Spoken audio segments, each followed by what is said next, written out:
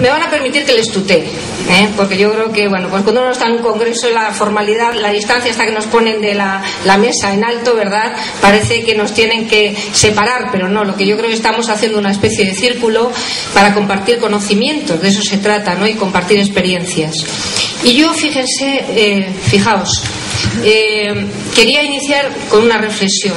Yo creo que la vida a veces nos lleva, a los que trabajamos en materias como es esta de protección de menores, nos lleva por unos cauces un poco inescrutables, porque yo trabajo en mediación, soy profesora de Derecho Civil de la Complutense y dirijo el Instituto de Investigación de Mediación ahí en mi universidad, pero vengo trabajando en adopción y en protección de menores desde hace muchísimo tiempo. Por una parte empecé desde la teoría, ¿verdad? Pero tuve la oportunidad también de vivir situaciones muy especiales que me hicieron cambiar mi punto de vista, ¿no? Sobre lo que las leyes traían y sobre lo que yo veía en las familias. En el año 95, algunos de ustedes recordarán que se sustrajeron las antiguas dependencias de la Casa Cuna de Pamplona, se sustrajeron unos libros donde estaban los datos de los niños a los que, en vez de decir abandonados, es una palabra muy dura, es verdad que es así y así se sienten, pero niños a los que sus madres habían tenido que renunciar. Estos libros fueron sustraídos, fueron fotocopiados y fueron enviados a 200 personas. Algunas de ellas descubrieron en ese momento que eran hijos biológicos de sus familias. Este caso, que saltó a la prensa en el año 95, a mí me permitió conocer a las personas que habían sufrido y que llevaban sufriendo por no conocer sus orígenes, los conflictos que habían tenido en un momento determinado con sus madres adoptivas, porque no habían sido capaces de revelarles cuando eran pequeños y en su adolescencia, incluso en su madurez, que no eran hijos biológicos. Tuve la oportunidad también de hablar con algunas madres, y todo esto fue porque salió a la luz este hecho. Y bueno, pues yo hablo del redondo y seguro azar. No sé si ustedes, seguro que habéis leído a Pedro Salinas, poeta de la generación del 97, ¿verdad? Y él dice: de ti me fío, redondo y seguro azar. Yo creo que si todos pensamos por qué estamos en estos temas, pues no es casualidad. Es decir, tenemos una sensibilidad especial, en un momento determinado algo nos ha hecho que reconduzcamos nuestras carreras, y lo más interesante es que pues este azar a mí me llevó a colaborar en un programa de televisión, el famoso Quién sabe dónde, seguro que muchos de vosotros recordáis, como experta en derecho de familia. Fue muy bonito porque, como digo, tuve la oportunidad de constituir la Asociación Nacional del Derecho a Saber. Y esta asociación aglutinó a muchas personas que estaban buscando y que pudieron transmitirnos sus experiencias. ¿Qué ocurrió entonces? Yo estaba trabajando y había empezado ya a trabajar en tema de mediación, y lo que me daba cuenta es que muchas personas necesitaban encontrarse con sus madres. Muchos hermanos necesitaban encontrarse con sus hermanos biológicos. Pero la administración no abría las puertas. Primero, porque no quería dar datos. Y segundo, porque no había servicios especializados, como sí que ocurre hoy en Andalucía, que hay un servicio específico, el único en España, de mediación en adopción, y esto tengo que decirlo bien alto, que es un orgullo para toda Andalucía, para que pudiera haber esos encuentros. ¿Y qué hacía la gente? Cuando no se le abren puertas, las derriba, las empuja, y aparecían en televisión. Y vendían sus historias, de una manera tan tremenda, con tanto dolor, como una que recuerdo muy firmemente, muy fuertemente, de 4 hermanos que habían sido institucionalizados. La madre murió, el padre renunció a ellos, alcohólico, finalmente muere, y el niño pequeño se queda con una tía que ya tenía otros 4 hijos, y los otros 3 que están en esta institución, la niña con 12 años le dan en adopción. Estos hermanos habían crecido juntos, tenían una infancia común, se recordaban. Cuando pasan los años, estos 2 chicos que no fueron adoptados y que continuaron todo el proceso en el centro de protección, van a buscar a su hermana. ¿Y dónde van a buscarla? A la administración. Y la administración no les brinda la oportunidad de encontrarse. ¿Qué hacen entonces estas personas? Salen a televisión y hacen todo lo posible para demostrarle a la hermana que es que no han podido ir a buscarle antes, que ellos se acordaban de ella y que la querían, pero que si no han ido antes es porque no han tenido recursos, pidiendo excusas. Qué pena que tenga que ser la televisión la que brinde ese espacio y no una administración, porque esto no es proteger a los menores, esto no es proteger a los ciudadanos en realidad. Quiero iniciar esta comunicación hablando de esta experiencia que a mí fue de las que más me marcó, porque vi la necesidad de que de verdad la administración ofreciera este espacio de encuentro. Y quiero empezar diciendo que todos sabemos que los conflictos son consustanciales al ser humano. Se hablaba esta mañana que desde que nacemos perdemos, ganamos, pero estamos en conflicto. Pues todas las familias tienen conflictos. Las familias que tienen hijos adoptados también, y de un modo mucho más específico. Me gustaría pensar que, y esto quiero resaltarlo mucho, cuando hablamos de conflictos familiares, hablamos de modelos que los padres transmiten a los hijos. No se transmite nada que no se tenga, y sin embargo no podemos evitar transmitir lo que tenemos.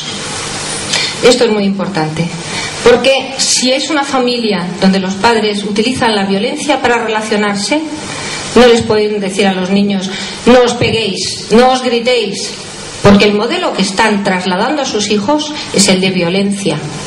No se puede hablar de una manera y actuar de otra, porque los niños lo que escuchan no es lo que se dice verbalmente, sino la conducta que tienen los padres. Por lo tanto, tenemos que ser modelos para nuestros hijos en la forma de relacionarnos. Eso deberíamos explicar a los padres, que ellos necesitan también herramientas para manejar sus conflictos, y que esto les va a servir para educar a sus niños y para darles ese modelo final para socializarse. Por lo tanto, yo creo que para ejercer una buena responsabilidad parental y para realizar una buena responsabilidad familiar, tenemos que aprender a gestionar nuestros conflictos. Se hablaba antes de la necesidad de transmitir a los hijos una situación de crisis. ¿Cómo hacemos esto? A través de la comunicación. Qué importante es la comunicación, qué importantes son los talleres para que los padres puedan tener herramientas. Muchas veces dicen: es que no puedo con mi hijo adolescente. Si encima es un niño que viene de una adopción y según en qué edad, es que a veces me dicen: cállate que tú no eres mi padre. Hay momentos en que muchas veces nos plantean los padres: yo no sé cómo hacer, porque a veces me siento como que de verdad el hijo no me acepta. Por eso hablamos de mediación. Y aquí viene pues este redondo seguro azar que decía, ¿no? Por un lado trabajaba el tema de adopción y por otro lado empecé a trabajar en la mediación, y me pareció que, que era un matrimonio no solo posible, sino la verdad que muy interesante, porque la mediación lo que hace es ofrecer un espacio para comunicación de las partes, ¿no? ¿Qué conflictos son susceptibles de mediación en el ámbito de la adopción? Muchísimos. Hablamos de familias, conflictos con la familia extensa. Muchas veces he oído decir a los abuelos: se están planteando una adopción, o ¿por qué no me preguntan? Si luego me tienen que dejar a mis nietos, ¿por qué no me han preguntado si yo quiero una niña chinita o no la quiero? O a lo mejor yo prefiero y luego vienen y les aceptan y les quieren, pero ellos quieren ser parte del proceso. Generemos un espacio para comunicarnos, porque ellos también son importantes, la familia extensa son importantes. Los abuelos, se decía también esta mañana, es una pieza fundamental en la sociedad actual. Una vez oía a un abuelo decir: si los abuelos nos pusiéramos de huelga un día, España se paralizaba. ¿Cuánto nos ayudan? Yo me he venido aquí y mi madre está con mis hijas en casa. Es decir, que al final, y mis hijas ya tienen 12 y 14 años, pero mi madre soy yo, es mi continuidad y yo soy la suya. Es decir, y siempre digo: mamá, me diste la vida y me la sigues dando, porque estás ahí siempre. Es decir, qué importante es tenerles en cuenta. Y ellos también quieren tener voz, y hay que dársela. Conflictos entre hermanos, cuando llega el niño adoptado a casa, el síndrome del príncipe destronado, que lo tenemos cuando nace un niño, pues cuando viene el niño adoptado, lo mismo. Es decir, hay que tratar de manejar esos conflictos en el día a día, trabajar para que el niño se integre, para que le acepten, para que los dos tengan el valor. Y los conflictos en la pareja, también muchísimos, ¿verdad? Y los conflictos de la pareja con los hijos adoptados. Desde si le regaño demasiado, va a pensar que le hago diferencias con mi otro hijo, o le estoy exigiendo demasiado, o no le quiero exigir demasiado, es decir, hay muchísimas situaciones que tienen, además de los conflictos familiares que se producen entre padres e hijos, tienen la especificidad de la adopción. Y uno de ellos especialmente es el que quería traer a colación aquí, que es el de la revelación y el del derecho a saber. Porque fíjense, o fijaos, muchas de las leyes de mediación familiar que se han dictado, y empieza por la de Valencia, Canarias, Castilla-León, País Vasco, Asturias y por supuesto Andalucía, recogen como espacio específico la mediación en el ámbito de la adopción, pero vinculada fundamentalmente al tema del derecho a conocer los orígenes. Ahora lo veremos en Andalucía, pero es mucho más. ¿Por qué la idea de conocer los orígenes y por qué este conflicto que pueda surgir entre padres e hijos? Pues brevemente os adelanto. Cuando empecé a realizar estudios sobre esta materia, en ese año 95, me fui dotando de una serie de información importante y luego, he visto estudios posteriores bastante significativos. Por ejemplo, del Departamento de Estudios Educativos de la Universidad de Utrecht, que se hizo, no sé si detrás se ve, pero voy a dar 4 pinceladas. Se les preguntó, a través del Servicio Social Internacional, del SIS, se hizo una encuesta a todas las personas que habían sido abandonadas durante los últimos 5 años, y se les preguntó si habían querido buscar sus orígenes, si lo habían hecho y qué datos tenían, ¿no? Cuando se les preguntaba por qué querían buscar sus orígenes, el 72% decían que sentían que su identidad era incompleta. Querían saber de dónde venían y por qué fueron abandonados. La idea del abandono nos suena tremenda, pero es así. Cuando ellos se han incorporado a una nueva familia es porque hay otra familia que les ha dejado. Y se preguntan, ¿qué tenía yo de malo? ¿Qué he hecho yo para que no me quieran? Y es algo con lo que tenemos que trabajar, con lo que tienen que trabajar los padres.